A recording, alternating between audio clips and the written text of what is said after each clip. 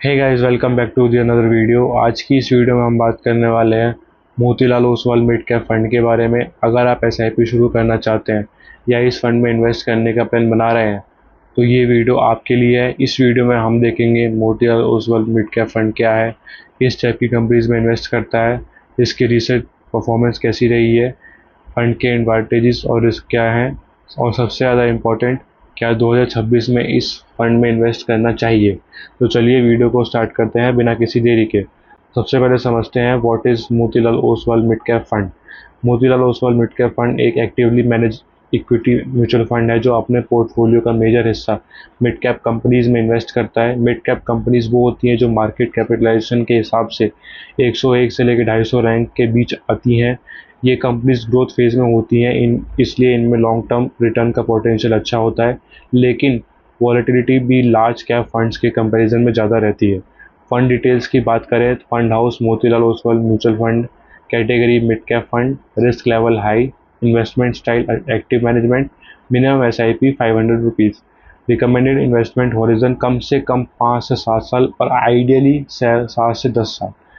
अब देखते हैं कि फंड किस तरह इन्वेस्ट करता है। मोतीलाल ओसवाल म्यूचुअल फंड का इन्वेस्टमेंट फिलोसफी काफ़ी फेमस है, बाय राइट सिट टाइट। इसका मतलब है कि फंड मैनेजर क्वालिटी बिजनेसेस को आइडेंटिफाई करता है और उन्हें लॉन्ग टर्म तक होल्ड करने की कोशिश करता है। ये फंड जनरली 40 से 60 स्टॉक्स के अराउंड कंसंट्रेटेड पोर्टफोलियो में मेंटेन करता है, जिससे अगर सेलेक्टेड कंपनीज अच्छा परफॉर्म करें तो रिटर्न्स काफ़ी स्ट्रॉन्ग हो सकते हैं, लेकिन अगर कुछ मेजर होल्डिंग्स वीक परफॉर्म करें तो शॉर्ट टर्म में एनएवी पर वे भी इम्पैक्ट देखने को मिल सकता है। अब पोर्टफोलियो की बात करें, फंड्स का फोकस जनरली उन कंपनीज पर रहता है जिनके फंडामेंटल स्ट्रॉन्ग हो और फ्यूचर ग्रोथ का पोटेंशियल अच्छा माना जाता है। पोर्टफोलियो में अलग अलग सेक्टर्स का एक्सपोजर हो सकता है, जैसे financial services, capital goods, health care, consumer businesses, manufacturing, technology. Select sector allocation और होल्डिंग्स मार्केट कंडीशन के हिसाब से टाइम के साथ बदल सकती है।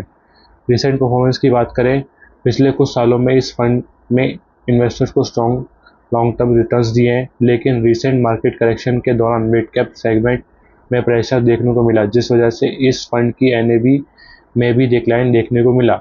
ये सिर्फ इस फंड के साथ नहीं हुआ, बल्कि काफ़ी मिड कैप फंड्स ने शॉर्ट टर्म वॉलेटिलिटी एक्सपीरियंस की है। अगर आप एसआईपी इन्वेस्टर हैं तो मार्केट करेक्शन के दौरान लोअर एनएवी पर एडिशनल यूनिट्स मिल सकती हैं, लेकिन इसका मतलब ये नहीं कि फ्यूचर रिटर्न्स गारंटेड हैं।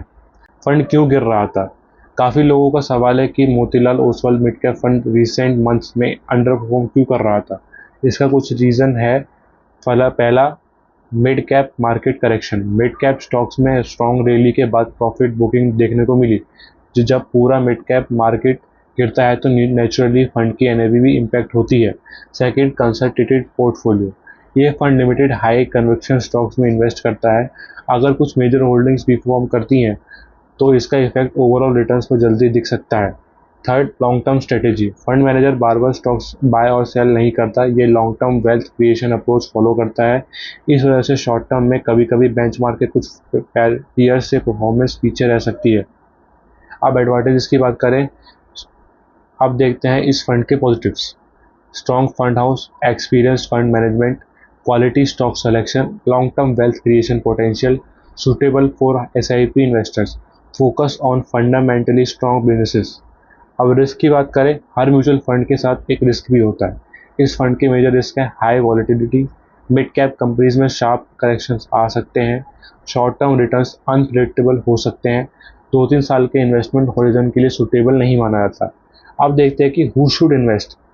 ये फंड उन इन्वेस्टर्स के लिए है जो सुटेबल हो सकते हैं, जो लॉन्ग टर्म वेल्थ क्रिएट करना चाहते हैं, 7 से 10 साल तक इन्वेस्टेड रह सकते हैं, हाई रिस्क टॉलरेट कर सकते हैं, रेगुलर एसआईपी करना चाहते हैं। अगर आप शॉर्ट टर्म में पैसा चाहिए या आप लो रिस्क इन्वेस्टर हैं तो लार्ज कैप या बैलेंस्ड फंड्स भी कंसीडर किया जा सकता है।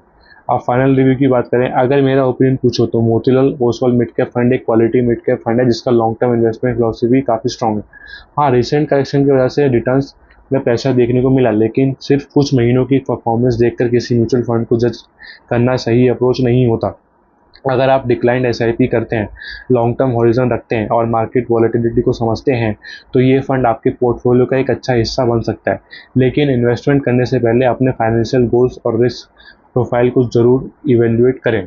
तो दोस्तों ये था Motilal Oswal mid cap fund review 2026। अगर वीडियो हेल्पफुल लगी हो तो वीडियो लाइक ज़रूर करें, चैनल को सब्सक्राइब करें और बेल आइकन को प्रेस करना ना भूलें। अगर आप चाहते हैं कि मैं ऐसे ही अलग अलग मिड कैप फंड की रिव्यू वीडियो बनाऊं तो कमेंट सेक्शन में उनका नाम ज़रूर बताइए। मिलते हैं नेक्स्ट में, तब तक के लिए bye bye, thanks for watching.